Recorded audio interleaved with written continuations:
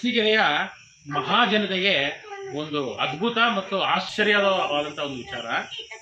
ಇವತ್ತು ನಾವು ಅರಸೀಕೆರೆಯ ಈ ಸುಬ್ರಹ್ಮಣ್ಯ ನಗರದಲ್ಲಿರುವಂತಹ ಒಂದು ಗಣಪತಿ ದೇವಸ್ಥಾನಕ್ಕೆ ಬಂದಿದ್ವಿ, ಗಣಪತಿ ಪೆಂಡಾಲ್ಗೆ.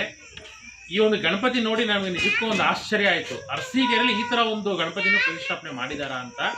ತುಂಬಾ ಅದ್ಭುತವಾದ ಗಣಪತಿ. ಇಂಥ ಗಣಪತಿ ನಾನಂತೂ ಇವತ್ತವರೆಗೂ ಅರಸೀಕೆರೆ ಇತಿಹಾಸದಲ್ಲಿ ನಾನಂತೂ ಖಂಡಿತ ನೋಡಿಲ್ಲ. ಬಹುಶಃ ಯಾರು ನೋಡಿದಾರೋ ಅದು ಗೊತ್ತಿಲ್ಲ. ಆದ್ರೆ ಅರಸೀಕೆರೆಯಲ್ಲಿ ಮಾತ್ರ ಈ ತರ ಒಂದು ಗಣಪತಿ ಇಟ್ಟಿರೋದು ನಿಜಕ್ಕೂ ಒಂದು ಆಶ್ಚರ್ಯ.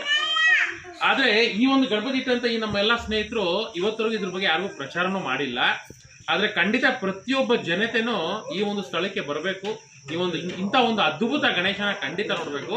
ಅದರಲ್ಲೂ ಮುಖ್ಯವಾಗಿ ಈ ಗಣೇಶನ ಕಣ್ಣು, ಆ ಕಣ್ಣು ನೋಡಿದ್ರೆ ಮಾತ್ರ ನಿಜಕ್ಕೂ ಪ್ರತಿಯೊಬ್ಬರಿಗೂ ಆಶ್ಚರ್ಯ ಆಗುತ್ತೆ. ಈ ಗಣಪತಿನ ಯಾರು ಮಾಡಿದ್ರೂ ಗೊತ್ತಿಲ್ಲ. ತುಂಬಾ ಕಲೆ ಅಂದ್ರೆ ನಿಜಕ್ಕೂ ಆ ಒಂದು ಕಲಾವಿದನಿಗೆ ನಾವು ಏನ್ ಹೇಳ್ಬೇಕು ಗೊತ್ತಿಲ್ಲ. ಅಂತ ಅದ್ಭುತ ಒಂದು ಗಣಪತಿ. ಆ ಮೊದಲನೇದಾಗಿ ಆ ಒಂದು ಕಲಾವಿದನಿಗೆ ನಾವು ಖಂಡಿತ ಒಂದು ಧನ್ಯವಾದ ತಿಳಿಸ್ಬೇಕು.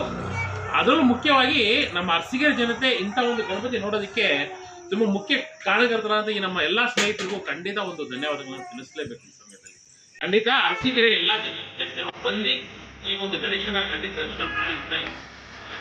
ಎಲ್ಲರೂ